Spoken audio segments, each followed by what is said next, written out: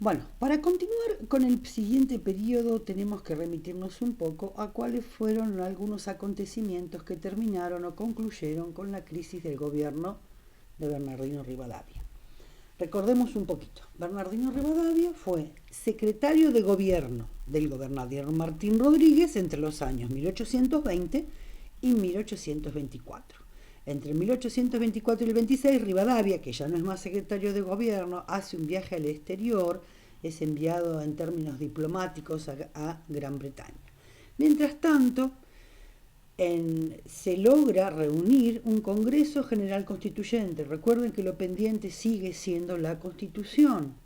Este Congreso se sanciona, redacta, elabora una nueva Constitución, y esta Constitución, la de 1826, que sigue siendo una Constitución centralista, ¿sí?, incluye la figura del Poder Ejecutivo Nacional en la figura de un presidente, ¿sí?, y queda elegido como presidente Bernardino Rivadavia. Otra ley que se sanciona es la ley de capitalización, que esta fue muy resistida. Era la que proponía que la ciudad de Buenos Aires pasara a ser capital nacional y lo que era territorio de la provincia de Buenos Aires se dividiera en dos provincias, y este proyecto quería nacionalizar no solo la ciudad, sino el puerto para hacer más equitativo su distribución, pero esto fue muy resistido, no fue de ninguna manera aceptado por los propietarios de las tierras de la provincia de Buenos Aires, los ganaderos de la provincia de Buenos Aires.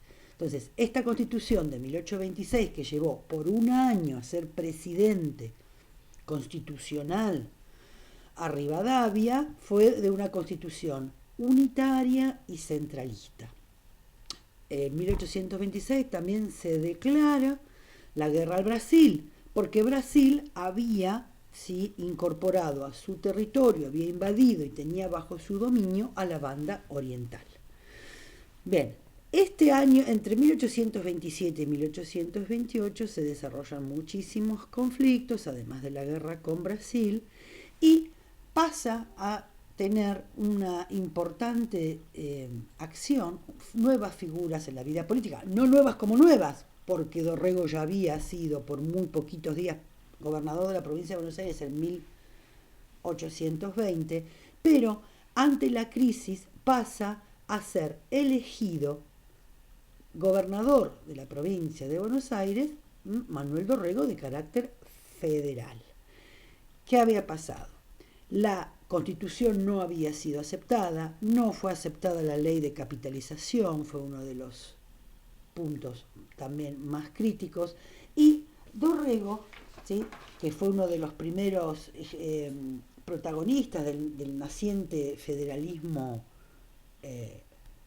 provincial, fue opositor al gobierno centralista de Rivadavia, ¿sí?, lo hizo desde todos los ámbitos, expresó su oposición desde todos los ámbitos que pudo. Fue también diputado en el Congreso Constituyente de 1824, ¿sí? Desde el diario El Tribuno, ¿sí?, explicaba y criticaba todas las medidas centralizadoras de Rivadavia, y así fue ganando prestigio entre los que se consideraban los sectores más populares y característicos de un federalismo de Buenos Aires. También influyó en la crisis que hizo renunciar a Rivadavia. La guerra con el Brasil fue adversa para el gobierno de Rivadavia en términos políticos, porque ante supuestos o evidentes triunfos en la batalla, el ministro García, que había sido enviado para negociar esa paz, termina firmando, ¿sí?, ya bajo Dorrego, gobernador de la provincia de Buenos Aires, y disuelto el gobierno nacional, terminan firmando la paz, ¿sí?, con la condición de que la banda oriental quede en forma separada, ni para Portugal ni para el Río de la Plata. Bueno, toda esta crisis deja otra vez sin la posibilidad, pero una posibilidad muy centralizada, de un gobierno nacional, y pasa a gobernar la provincia de Buenos Aires un gobernador federal fue designado por muy poco tiempo también, Manuel Dorrego, entre septiembre de 1827 y enero de 1828. ¿Qué pasó desde el ámbito educativo? El periodo que vamos a ver ahora, que lo vamos a ver más corto, no fue el de mayor iniciativa, ni el de grandes avances ni ideas en relación a la educación. Más bien fue un periodo de conservación y retraimiento, o conservación y achicamiento del espacio educativo, por motivos que algunos historiadores revisionistas o más populares justifican, por no tener el erario, por tener los conflictos que vamos a ver que tiene Rosas con el bloqueo francés al puerto. Lo que sí, por eso va a ser más corto en los términos de descripción, no hay un avance de propuestas ni proyectos, más que alguna mantención o resabio religioso de parte de los jesuitas que vuelven. Por eso este aporte va a ser más corto en ese sentido, pero vamos a ver por qué decimos que hubo retraimiento, por qué decimos que hubo un carácter, si se quiere, más conservador. Veamos qué pasó con Dorrego. Dorrego fue muy poco tiempo gobernador, porque mientras era gobernador tuvo un levantamiento, una fuerza unitaria de los unitarios, sus opositores, que lo derrotan militarmente, y cuando él huye buscando la ayuda de Rosas, ¿sí?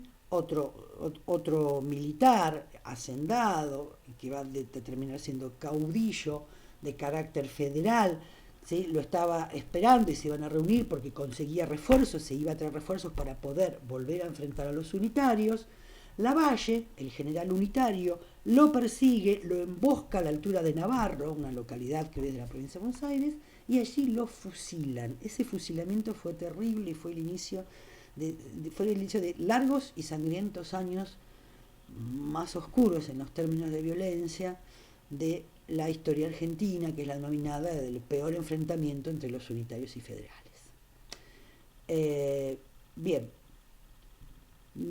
vamos a qué ocurrió en ese corto periodo de gobierno de Dorrego en el ámbito educativo. Una de las primeras medidas que hay que tomar fue separar el Departamento de Primeras Letras de la Universidad de Buenos Aires. ¿Se acuerdan que habíamos visto recién esa estructura centralizada en el Estado y administrada por una única institución que era la Universidad de Buenos Aires, que administraba desde las primeras letras hasta los estudios superiores? Bueno, una de las primeras medidas tiene que ver separar a las primeras letras de la Universidad de Buenos Aires y pasan a depender del Inspector General de Escuelas, crea una nueva figura. ¿Sí? No era cuando ustedes, si tienen la oportunidad de leer, es un texto que creo que está como ampliatorio, no lo recuerdo bien, pero es el que cuenta con más detalles, a veces demasiados detalles, pero que hace ameno el relato en relación a los acontecimientos de este periodo, es el texto de Carlos Newland, ¿sí? Buenos Aires no es Pampa, tanto para el periodo de Rivadaviano como para el de Rosas. Hace un extenso, a ustedes no les gusta que le demos mucha bibliografía, pero es extenso pero minucioso y más detallado relato de qué pasó con la educación. Sintéticamente, administrar tanta estructura, tantos niveles, se había hecho una burocracia muy difícil de resolver en términos prácticos. Entonces la primera que sacan de esa estructura de la Universidad de Buenos Aires es al Departamento de Primeras Letras. También la crisis económica siempre lleva a expandir la crisis en todo sentido, y la política y económica dicta un decreto en septiembre que obliga a los maestros del Estado a firmar un contrato, ¿sí?, con el supervisor de escuelas no menos de 3 años, para evitar esto que dejaban los cargos, esta rotación inminente. Da un aumento de sueldos y en julio de 1828, no mucho antes de que pobres los fusilen, se promulga el reglamento de la sociedad filantrópica, ¿sí? Entonces, esto fue una iniciativa que tampoco duró mucho, dar amparo a los niños abandonados. Si lo miramos desde el eje de alguna institución o preocupación por el amparo, atención, ¿sí?, de parte del Estado o de entidades del Estado a los niños, este fue un intento, pero que tampoco fue de gran duración. ¿Qué es lo que nosotros consideramos básicamente el periodo federal? Las dos gobernaciones enmarcadas, sin entrar en el detalle de la política finita de los gobiernos de Rosas. Entre 1829 y 1832 se desarrolla el primer gobierno de Rosas, luego hay un interregno, un periodo de 3 años aproximadamente en el cual él no gobierna, y gobierna nuevamente entre 1835 y 1852. A este periodo se le adjudica desde la historiografía más tradicional, si se quiere, o liberal, haber sido de carácter federal y conservador. ¿Sí? La bibliografía más revisionista de la historia va a decir que fue de carácter más popular y más antiliberal, como había sido por el gobierno previo de Rivadavia. Alguna característica de este gobierno de Rosas: reconoce el sistema republicano, ¿sí?, basado en la jerarquía y la autoridad. Entonces entremezcla estas categorías de jerarquía, autoridad y obediencia, que van a ser muy propias de su gobierno, con el de alguna institución republicana. Por ejemplo, sigue funcionando la Sala de Representantes, que paulatinamente, al ver la composición a lo largo de los años de los representantes de esta Sala de Representantes, vamos a ver cómo se van alejando o están siendo espantados los representantes de carácter unitario más liberal, y van a estar cada vez más conformadas por los que son adherentes al régimen rosasista. No permitió a lo largo de toda su gobernación la sanción de una nueva constitución, y sí generó gobernar a lo que fueran las alianzas previas entre provincias para intentar formar un país. La base de estas alianzas eran los pactos provinciales. Una cuestión clave que sufre la gobernación de Rosas en 1838 fue el bloqueo francés, ¿sí?, y en 1845 el bloqueo del puerto anglo-francés. ¿Qué son estos bloqueos? El bloqueo de los puertos era para imponer, ¿sí?, las medidas económicas e ingresos, y la apertura o el quite de retenciones a los productos externos tienen que ver con medidas de querer avanzar, ¿sí?, e incorporarse en la vida económica de ese puerto. Esto generó muchísimas pérdidas económicas porque estuvo paralizado por mucho tiempo el puerto, por donde no entraban ni salía productos y no había ingresos. Le generó mucha regresión, es decir, pérdidas en términos económicos, y es el periodo, el de Rosas, en el que se van cerrando escuelas. Se van cerrando escuelas. A lo largo de su gobernación hay 40 escuelas menos de primeras letras. Otra característica de este periodo va a ser el ordenamiento del espacio educativo bajo una constante presión de exigencia explícita de adhesión a la causa federal. Ahora vamos a ver cómo. Pero había que manifestar públicamente que se adhería, ¿sí?, a las líneas del gobierno.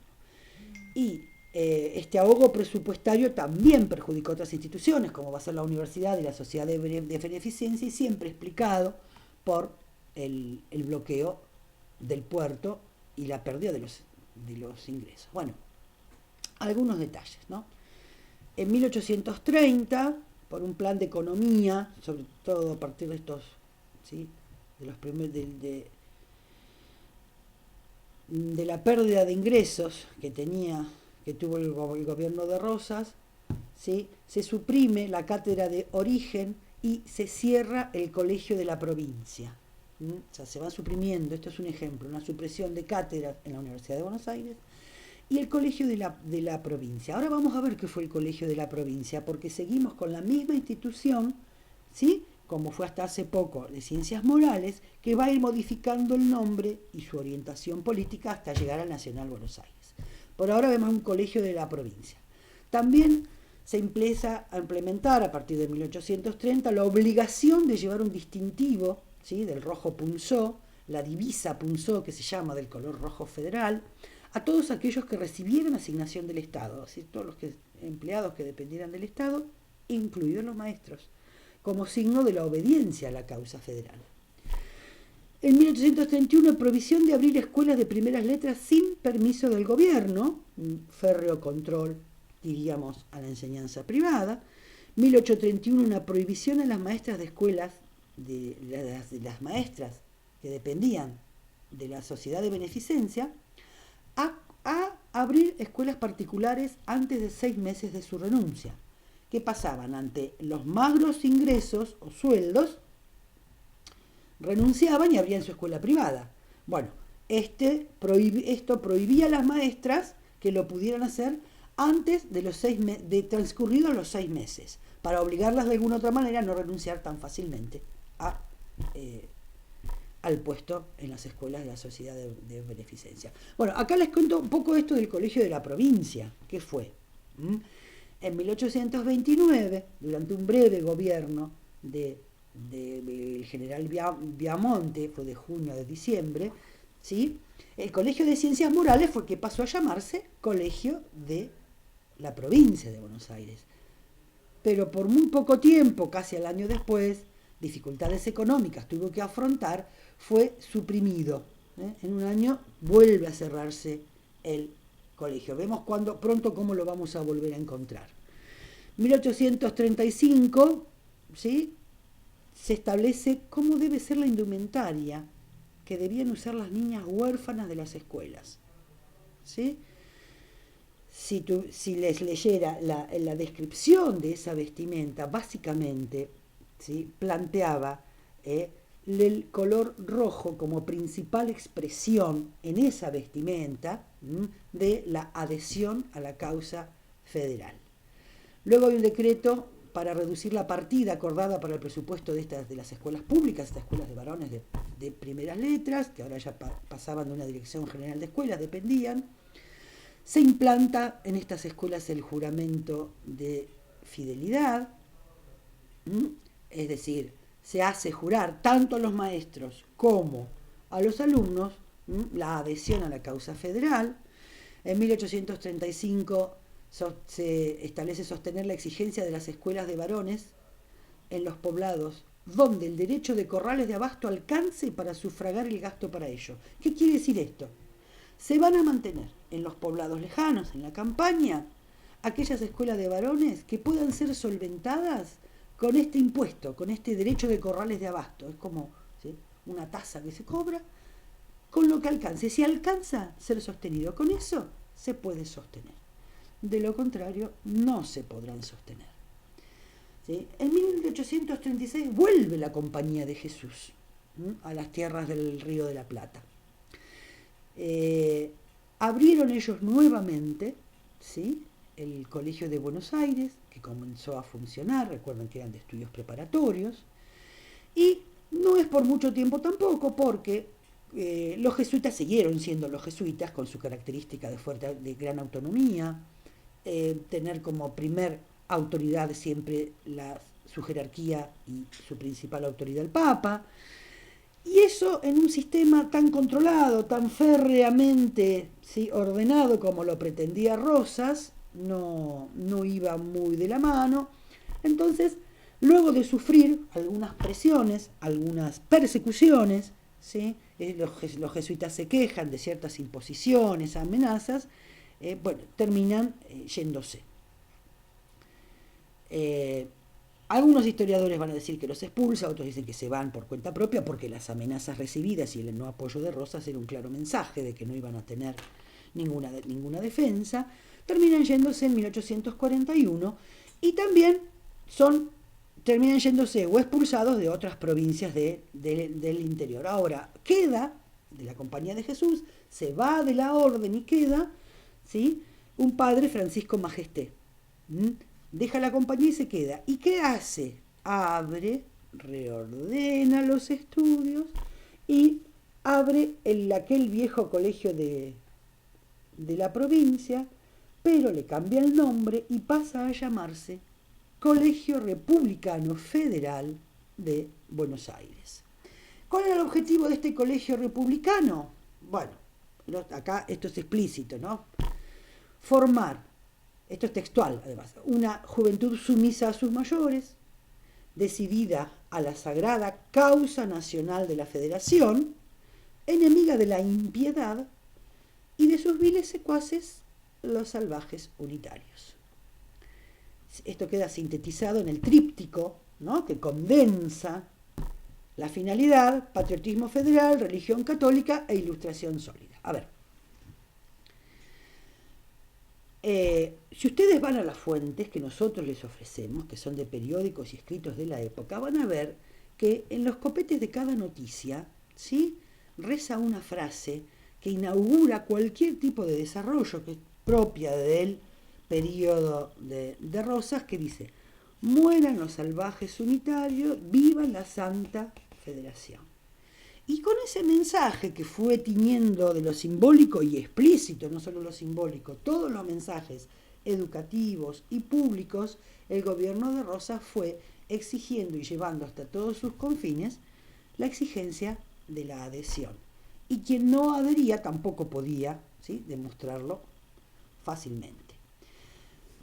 Ya en el segundo gobierno de Rosas retira el subsidio a las escuelas de la sociedad de beneficencia, porque no le alcanzaba el erario público para poder solventarlas, y van a quedar abiertas las que pueden conseguir sus recursos.